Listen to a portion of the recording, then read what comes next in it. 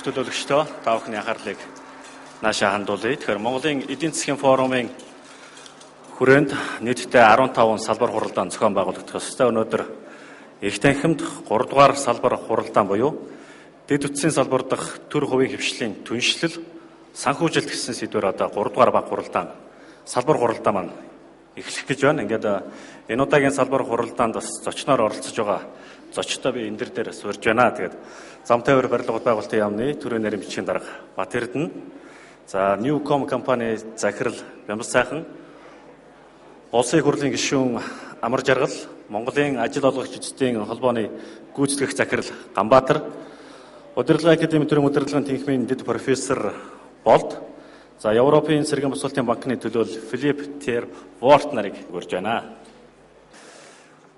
Төр хувийн хвшлийн түншлэл, санхүүжилт гэсэн энэ сэдэв бол чухал сэдэв. Яагаад бид онцолж бас салбар хуралдааны нэг сэдэв болгосон талаар бас цугасгаан та бүхэнд бас тайлбар хэлье. Тэгэхээр манай улсын нийт авто замын 3.5% нь хатуу хүчилттэй. За төмөр зам нь өөрөө нэг чигийн тэгсэн хэрнээ тэр дээгүүр явах ачаалан даахаа болсон. За нийт хүн амын маань 67 орчим хувь нь байнгын гэрэл захиалгаанд холбогдсон. За агаарын тээвэр нь жуулчлалынхаа тооноос хамаардгаа гэдэг ер нь дэд үтсийн салбарт юм базаахгүй үзүүлэлтүүд бас манад хангалттай байна. Өөрөөр хэлэх юм бол дэд үтсийн салбарт бидэнд хийх зүйл маш их байна. Асар их хэмжээний хөрөнгө оруулалт бас шаардагдаж байгаамаа гэдгийг саяын үзүүлэлтүүд бол хоёр гутгаар та бүхэнд бас ойлгуулж байгаа.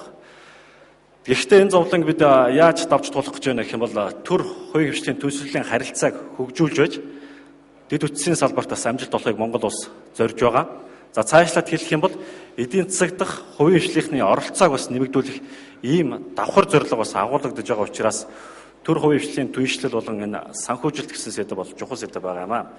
Ингээд хуралдааныхаа ихэнд бас ярилцах асуудлынхаа сэдвүүдийг би тодорхойлох үүднээс энэ дээр байгаа зочдод эхнийх хэдэн асуултуудыг зориулъя гэж бодож байна. Дараа нь тэгээд оролцогч та бүхэндээ хандаж бид чөлөөт микрофоныг ажилуулна.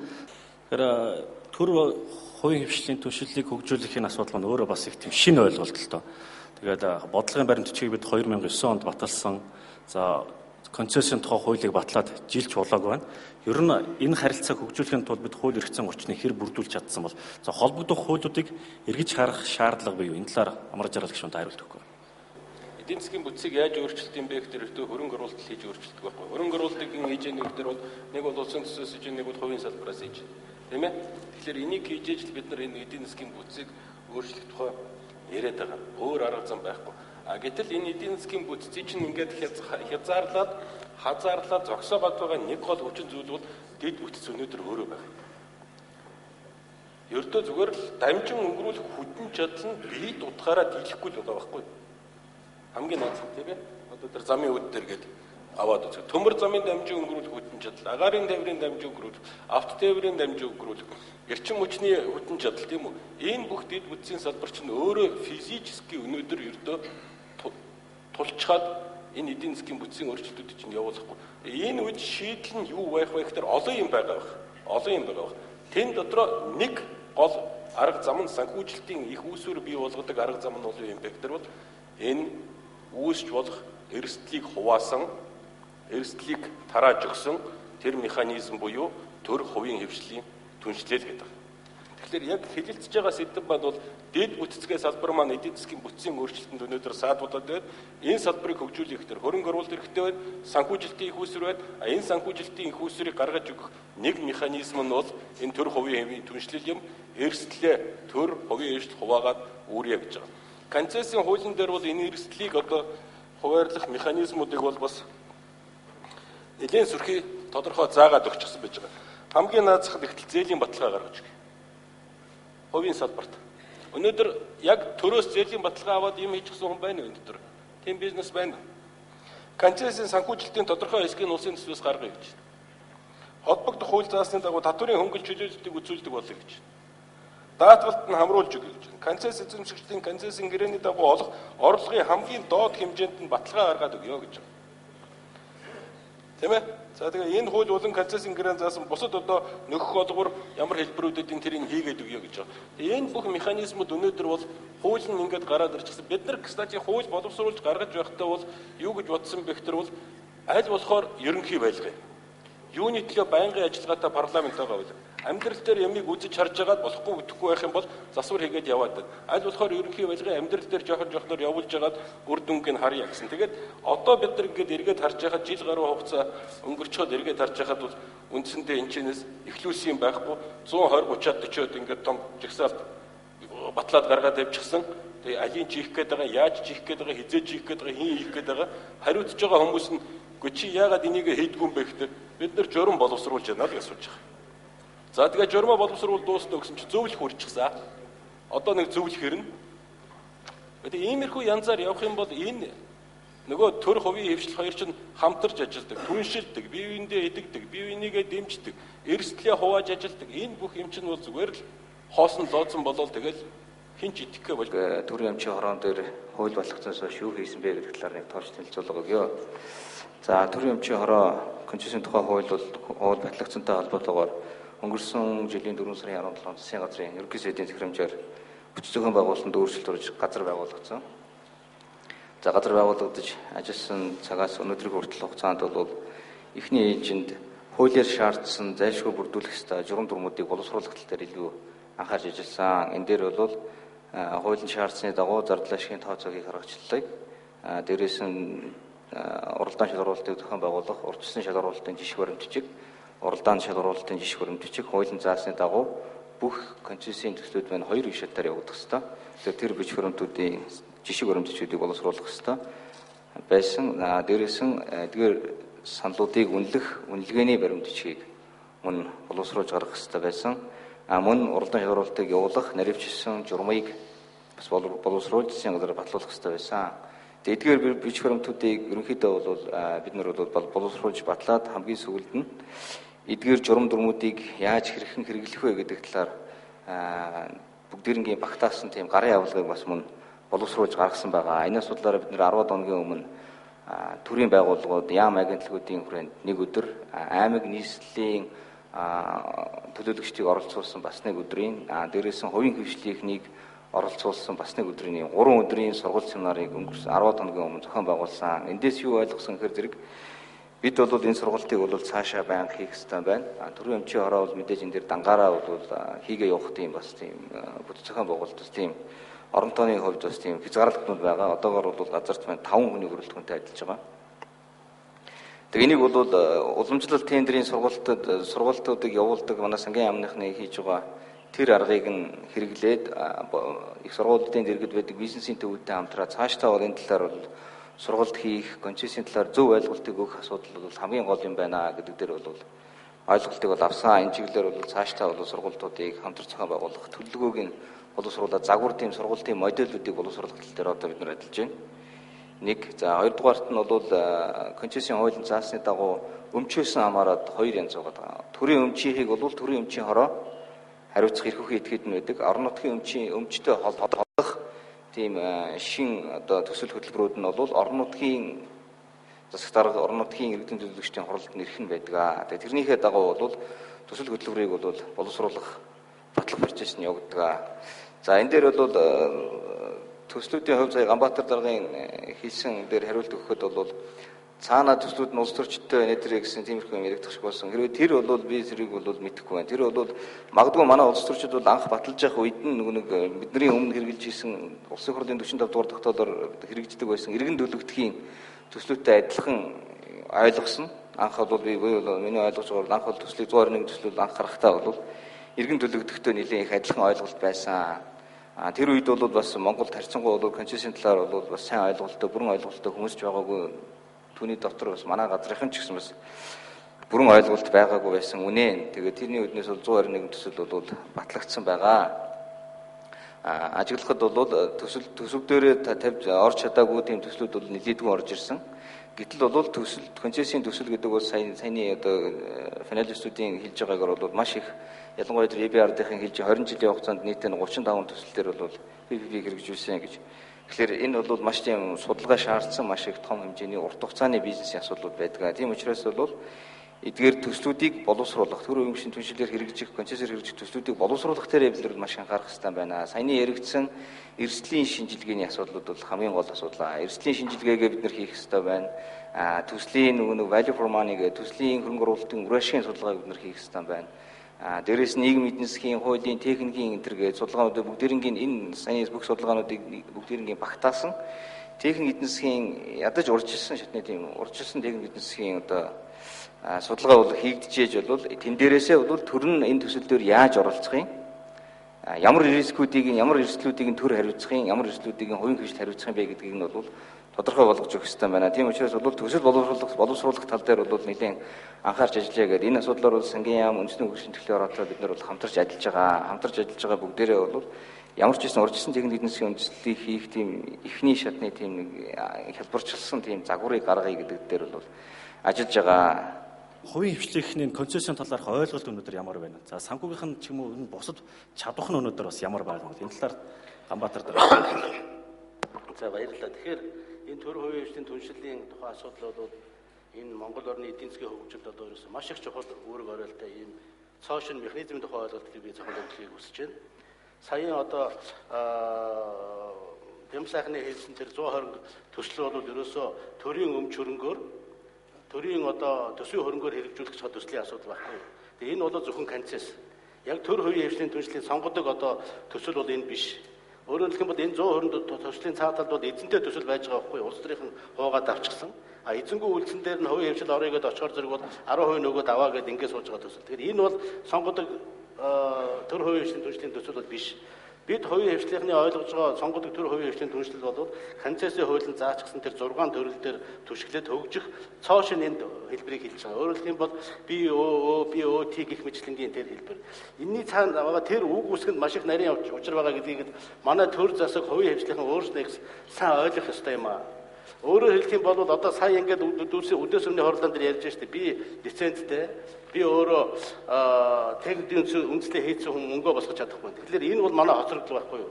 Тэгэхээр энээс гарах гол арга зам чинь юу вэ гэхээр зэрэг төр хувийн хвшлийн түншлийн хүрээнд энэ төслүүдийг иж бүрэн хийх ёстой болчиход байгаа.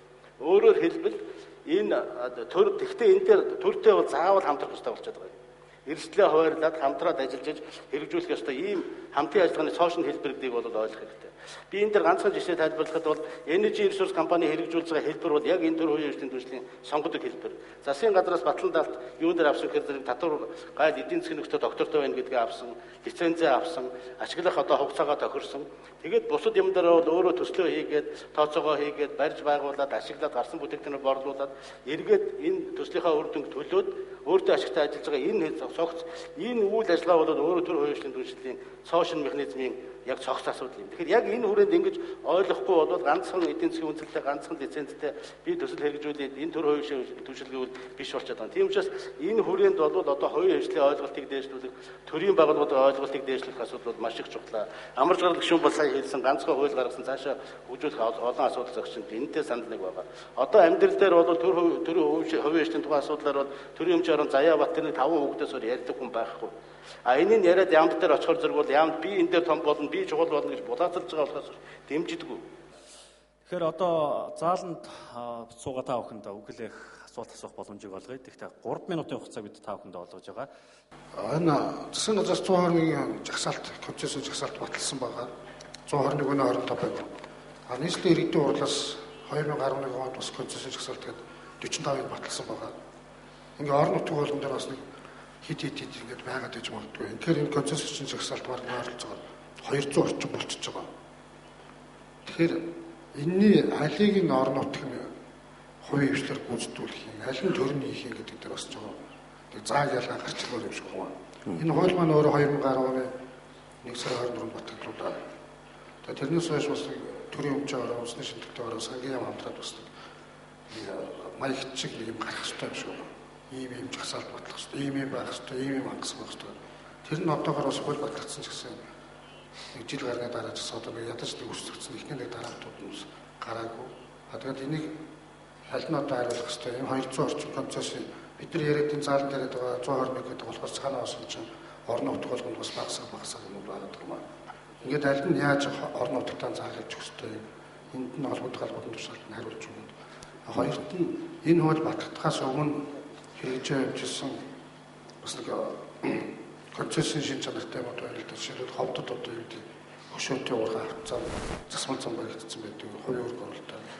Тэгээд тэрүүгээр явж байгаа машинаас нэг 1000 төгрөг ч 500 төгрөг авдаг юм шиг байна. Тэгэхээр бас нүтгэл гэдэг нууруулт юм шиг байна. Энийг ер нь бас ингээд цаашдаа яаж зохицуулах хэрэгтэй юм. Энэ дээр хариулт авсан. Орон нутгийнх нь бол хуулийнхаа дагуу боловсруулах эрхтэй учраас бол тэр төслүүд бол гарч байгаа. Гэхдээ бол орон нутгийнх дээр бол бас анхаарах шаардлагатай юмуд бол гарч байгаа. Хууль заагдсны дагуу бол төслөө боловсруулаад холбогдох салбарын яамдаас санал авах, үндэсний хөгжөлтөлийн хороотой улсын хөрөнгө оруулалтын төлөвлөгөөтэй холбоотой чиглэлээр санал авах, дээрээс нь эрхүүхийн хуулийг хэрэгжүүлэх эрхүүхийн этгээд гэдэг үднээс төрийн өмчийн хороотой бас санал авах ёстой. Тийм хуулийн дараалалаар явах ёстой боловч одоо харамсалтай зарим аймагуд бол тэр төслүүдийг хянуулахгүйгээр ингээд батлаад явж байгаа тийм зүйлүүд бий. Тэгэхээр энэ батлагдсан төслүүдийг бүгдийг хэрэгжүүлэх үүрэг нь бол нэгэнд концессийн жагсаалтанд орцсон учраас хэрэгжүүлэх үүрэг нь бол эрхүүхийн этгээдийнх нь үүрэг нь мөн. Гэхдээ бид нар бол энэ төслүүдийг бид нар буцаагаад бид нар ангилж судалгаа хийж дотор нь үзэж байгаа. Та нар энэ тендерийн ерөнхий зарчмаасаа өөр салгаж ойлгооч гэж. 128 жагсаалтыг харсан. Тийм ажил гэдэг тийм ээ. Ард талд нь сонгон шалгаруулалтаар тодорхойлно гэж. Тендерийн зарчмаас өөр зарчмаар яаж тодорхойлох гэдэг нь гэдэг нэг асуулт байна. За хоёр дахь асуулт нь би яг буруу ойлгосон байж магадгүй. Одоо энэ ПП-гийн төслийг хэрэгжүүлэхэд улс төрийн дэмжлэг хэрэгтэй гэдэг. Ямар улс төрийн дэмжлэгийн тухай яриад байна. Засгийн газар одоо их хурл юу ингээд жагсаалтаа гаргаад энэ чинь дэмжигдсэн байж хахад бид нар одоо яах вэ? Лоббидох хэрэгтэй юм уу? Ахуулах хэрэгтэй юм уу? Тэр улс төрийн хөдөлгөөний тулд. Нэг ийм хоёр асуулт байна. За баярлалаа. За яваа. За би нэг товчхон хуулийн дээр уралдаан шалгаруулалт шууд гэрээ гэсэн нэг хоёр л арга хуулийн дээр бол уул нь голын улсууд бол дахиад дээр өрсөлдөөнд хилцээр арга гэсэн юм гурван үндсэн аргаар л концессийн гэрээг шалгаруулдаг юм байл. Тэгэхээр манай Монголын хуулинд бол хоёр арга байгаа. Нэг нь шууд гэрээ бол гурван үндсэн нөхцөл хангасан байх ёстой. Дараа нь уралдаан шалгаруулалтын арга. Тэгээд тэр гурван нөхцөлийг хангаагүй бол уралдаан шалгаруулалтын аргаар хоёр үе шаттайгаар явна гэсэн нэг юм төвчөр үлдэг. Хоёрдугаарт нь зээлийн баталгааны хувьд бол сангийн яамнаас зээлийн баталгаатай холбоотой тийм санхүүгийн дараалсан тийм хуулиудыг бол гаргаж байгаа. Зээлийн баталгаа хэрэг өгөхтэй холбоотой энэ зээлийн баталгаа гаргахтай холбоотой тусгайлчсан хууль бол энэ хаврын жолгоноор гаргагдаж өргөн баригдаж яригдана гэж ойлгож байгаа.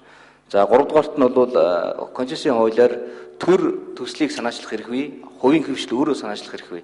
Одоо бидний гаргасан төрийн өмчийн концессийн зүйлийн 121 жагсаалт гэдэг байгаа. Тэр жагсаалт бол 121 үлээ төрөө санаачилсан төслийн жагсаалт гэж ойлгож байна. Хувийн хөвшлээс бид нэр ганц ширхэгч санал хүлээж аваагүй.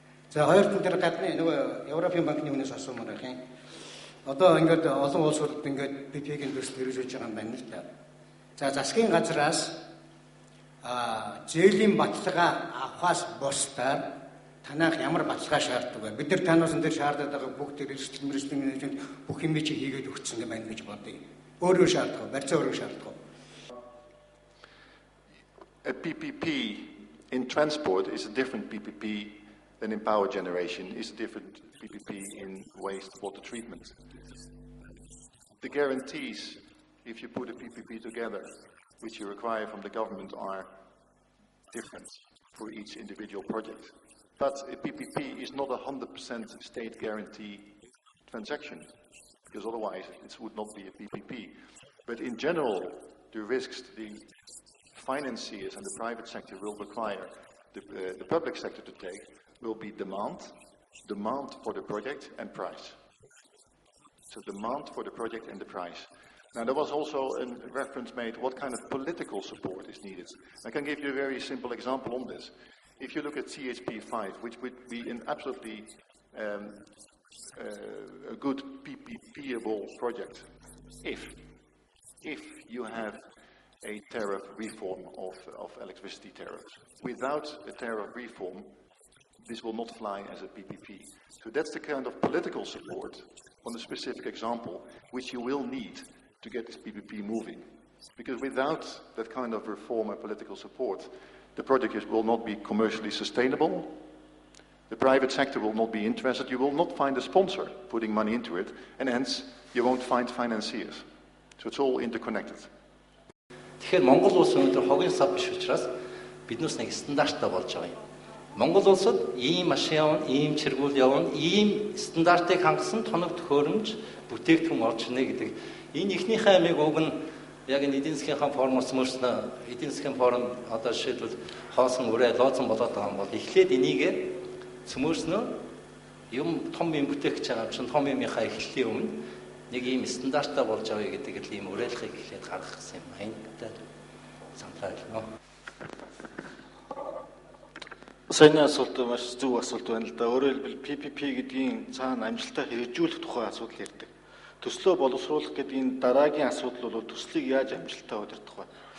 Тэгэхээр зэрэг тэр амжилтаа удирдахад бид нар ямар стандарт барих вэ гэхээр нэгдүгээрт бол тэр бизнесийн байгууллагын өөрийнх нь тэр менежмент төслийн удирдлагын стандартууд байх ёстой. А нөгөө талаас тэндээс ашиглаж байгаа технологиудын тусгай стандартууд байх ёстой. Тэгэхээр саяхан төвжлийн үнэлгээний тухай бид нар ингээд ярихад бид Монголд барих стандарт байхгүй учраас бид нар гадны стандартыг авахаас аргагүй болсон л доо. Тэгэхээр мэрэгжлийн хөгжил хангалтгүй байгаа тохиолдолд бид нар гадны стандартуудыг авч хэрэглэх боломжтой гэж ингэж хэлэх ёстой. Тэгэхээр энэ PPP гэдэг юм чинь одоо бас нэг гол одоо ач холбогдлын нэг нь бол энэ хувийн хвшил гэдэг юмыг оруулснаар энэ шинэлэг одоо технологи тэр шинэлэг санаа тэгээд нэг үйл ажиллагааг нь одоо яаж илүү үр ашигтай болох уу гэсэн тийм юмыг л оруулж ирэх гэж байгаа шүү дээ. Тэгэхээр бол тодорхой стандарт гэж ярих юм бол одоо жишээлбэл цахилгаан станц барья гэж бодъё тийм. Тэгээд цахилгаан станц барихын тулд ингээд PPP гэдэг юмыг хийлээ. Яагаад хувийн хвшлийг оруулж ирж байгаа юм гэхээр тухайн одоо компани бол энэ цахилгаан станцыг хамгийн хурдан бариад хамгийн үр ашигтай ажилуулах тэр технологиг хамгийн одоо боломжийн үнээр л одоо авчрах асуудал байгаа шүү дээ. Тэгээд энэ ингэж чадах юм бол одоо энэ PPP бол одоо маш үр дүнтэй болно. Энэ дээр бол ямар одоо түрүүн зээлийн баталгаа гэдэг яриад байна л да. Энэ концессийн хуулийн одоо гол утга учир нь бол зээлийн баталгаанд байгаа юм биш ээ. Энэ эрсдлийг одоо яаж хуваах уу гэдэг чинь бол тэрнээс одоо бас өөр аргууд байгаа. Тэрүүн дээр нь бид нар бас анхаарах хэрэгтэй байна. Тэрнээс бол төрөөс нэг зээлийн баталгаа авчаад тэгээд нэг төсөл хэрэгжүүлнэ гэдэг бол маш одоо энгийн одоо ойлголт болж байгаа юм л да. Тэргүүр шадар сайд дээр одоо ажлын хэсэг гараад стандартыг сайжруулах тэр тусмаа Европын стандартыг авъя гэсэн энэ ажлын хэсэг ажиллаж байгаа тодорхой хэмжээнд бол судалгаа ингээд явж байгаа. Гэхдээ өнөөдөр чинь бодит салбар дээр, зам дээр, барилга дээр энэ салбар дээр бол өнөөдөр стандарт биднэрт хангалттай. Эдний өнөөдрийн одоо яг стандартаа бариад ажиллавал энэ том бүтээн байгуулалтыг ерөөсөө ууйхан байхгүй. Гагцхүү бид нар стандартаа өнөөдөр байгаа стандартаа мөрдөж чадуулах гэсэн асуудал хамгийн гол нь гэж. За танд бол ойлгож. Энэ бол зүгээр л хамтын ажиллагаа, харилцаа ойлголт, мөн эрсдлийг яаж хуваах вэ гэдэг л одоо энэ асуудлаа тавиад байгаа гэж ойлгож байна. Тэгэхээр энэ дээр төр хувийн хвшилтэхээр хувийн хвшилгээд нэг компани сонгочхоор нөгөө компаниас яригдал лоббиний компани болоод бас нэг гэрээлэгчтэй болоод ингээл олон асуудал үүсэж байна. Тэгэхээр дэлхий дээр бол одоо тэргүй энэ концессийн хуулийг сая болдгоо чилжээ энэ өнөөдрийн стандарт авахгүй учраас бусад улсаас суулаад хэрэгэлцдэг 200-300 жил хөгжсөн орнуудын өнөөдрийн төвшөө өөр л дөө. Тэгэхээр бид нар Монголдо нотгшуулахын тулд төр хувийн хвшлийн энэ хамтын ажиллагааны хамгийн том асуудал бол санхүүжилт эрсдлээ хуваах шүү дээ. Энэ бол компанийнхаа засаглалаар л хуваах хэрэгтэй байхгүй. Тэгэхээр өнөөдөр төр хувийн хвшилтэйгээ яаж юм урд хөршмөр хэрэгжүүлж шүү дээ. Хувийн хвшлийнхаа дэмжихийн тулд жишээлбэл одоо хувийн хвшил гэж энэ одоо төмөр замын чимээтэй салбарт оролцож байгаа хувьцаат компани хэлбэрээр төр өөрөө тодорхой баталгаануудыг гаргах хэмжээнд 34% хүртэл хувийн тэр одоо хувьцаат компанийнхаа контракт тэр хувийг эзэмшээд үлдсэн 70% нь оролцогч сонгон шалгаруулалтын тэр хувийн хвшлүүдэд тэд одоо 20-30 компани оролцож болох байхгүй юу? Ингээд энэ одоо хувьцаат компани хэлбэрээр ингэж энэ одоо түншлүүдийг анхны суурийг тавих юм бол нэгдүгээр энэ оролцсон сайжирна. Хоёрдугаар нөгөө засаглал чинь өнөөдөр Монголд бол би бол хувийн хвшилд ажиллаж байгаагийн хувьд бол манайд бол компани тэр цэвэн хувьцаат компанийн засаглалд энэний тухай хууль бол нэлээд сайн боловсрогдсон гэж боддог учраас ил тод нээлттэй байх хамгийн одоо үлгэр жишээ засаглал бол хувьцаат компанийн засаглал шүү дээ. Энүүгээрээ дамжиж одоо хятад бол тэгж шүү дээ. Хятад улс бол одоо томоохон бүтээн байгуулалттай бол төр нь 20 хүртэл эзэмшээд үлдсэн одоо хувьцаануудын хувийн сектороос татан төвлөрүүлээд ажиллах ийм үндсэн юмнуудыг бол ажиллах хэрэгтэй байлээ. Тэгэхээр хамгийн одоо түрүүн бас нэг түрүүний юм дээр хэлсэн бид нар нэг заавалчгүй нэг юу хийх ёстой. профик ёстой гэсэн. Тэгээ профик ёстой хамгийн төр хувийн хвшлийг хамгийн том гол ажиллаж эрдэс тавталгаа гэж байна. Ард түмэн эзэмшилтэй, хувийн хвшлийн эзэмшилтэй, төрний эзэмшилтэй ийм том проектыг хэрэгжүүлэх ийм асар том боломжоо хуулиараа хэрэгжүүлчихэд өнөөдөр бид нар яриад суугаад байгаа байхгүй юу? Тэгэхээр үнэхээр гурван энэ төр хувийн хвшлийг хийх юм бол бид нар бол энэ засаглалаа бол хувьцаат компани засаглал дээр суурилсан, эрсдлээ хуваасан, хэлэлцээрийн ширээн ард хамтын одоо зарчмаар сууж чаддаг ийм л замыг сонгоод арай илүү юм болов гэж бодож байна л да. За баярлалаа. Энэ сая яран болд хэлсэн дээр бас нэмэхэд ер нь бол зүгээр энэ саналыг бол төр бас үзэж байгаа. Одоо жишээ нь зам дээр Алтан булаг замын үүдийн хурдны зам барихаар бид нар төлөвлөж байгаа. Энэ дээр 1.2-оос 5 тэрбум долларын хэмжээний хөрөнгө оруулалт орох юм. Тэгэхээр энийг бол бид нар тодорхой хувийн одоо төрөөс байгуулад тэгээд оролцуулаад хувьцаат компани бий болгоод тэгээд Монголын автозам гэдэг одоо нэг компани байгуулад энийгээ зөвхөн ядаж энэ замаа барихад ядаж энэ хөрөнгө оруулалт босгоход нь тусцаа үзүүлэх гэсэн нэг ийм санал бас явж байгаа юм. Энэ маань чум хааврах юм байгаа би мэдэхгүй. Санал бол нэг болгон байдаг. Энэ удаагийн салбар хуралдаа маань дэд үсгийн салбар дахь төр хувийн хвшлийн түншлэл санхүүжилт гэсэн сэдвийн дор өрнөлөө. Тэгээд зарим нэг байдлаар бас анхаарлын гадна орхихгүй байж боломгүй юм бас чухал санаанууд дурддагдсан. Тэгэхээр орой бас нэгдсэн хуралдаан дээр салбар хуралдааны талаарх той мэдээллийг нэгтгээд бас мэдээлэх юм. Тэгэхээр энэ дээр яригдсан асуудлууд илүү өргөн хүрээнд бас мэдээлэгдэнэ гэж та бүхэн ойлгож болно. Ингээд салбар хуралдаанд оролцсон та бүхэнд баярлалаа. Ажлын амжилт хүсье. Салбар хуралдаанаас дараах мессежүүдийг шийдвэр гаргагчдад хүргүүлж байна. Орлогын урсгал нь тодорхой, хүлээгдэж буй төслүүдийг эхлүүлэх. Хуульд заагдсан засгийн газрын дэмжлэгүүдийг тодорхойлох, засгийн газрын баталгааг тодорхой болгох. Концессийн төслийн эрсдлүүдийг тодорхойлон үнэлгээ хийх. Түүнийг төр болон хувийн хвшлийгэнд хуваарлах зарчмыг тодорхойлох. Даатгалын системийг давхар хөгжүүлэх. Төр, хувийн хвшлийн түншлэлийн талаар сургалт сурталчилгааг бүх шатанд зохион байгуулах.